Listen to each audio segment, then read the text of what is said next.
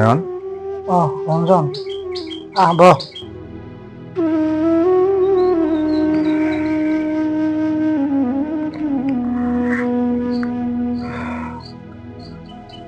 তোৰ ঘৈণীয়েৰে মৰা খবৰটো পালোঁ, সেইকাৰণে তোক সান্তনা দিবৰ কাৰণে তোৰ ঘৰলৈ এবাৰ আহিলোঁ।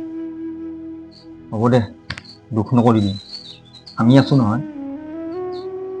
ৰঞ্জন তইতো জানয়ে মই মোৰ পত্নীক কিমান ভাল পাইছিলোঁ।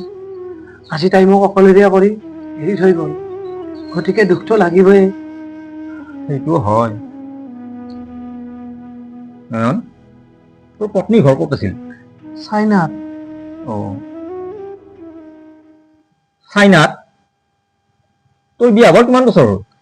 1 বছৰ হৈ গ'ল। 1 বছৰ হৈ গ'ল? আৰে ভাই, তেতিয়াহ'লে তই দুখ কিয় কৰি আছ? চাইনাৰ মানুহ যে 1 বছৰ টিকিলে, সেইটোৱে বহুত ডাঙৰ কথা।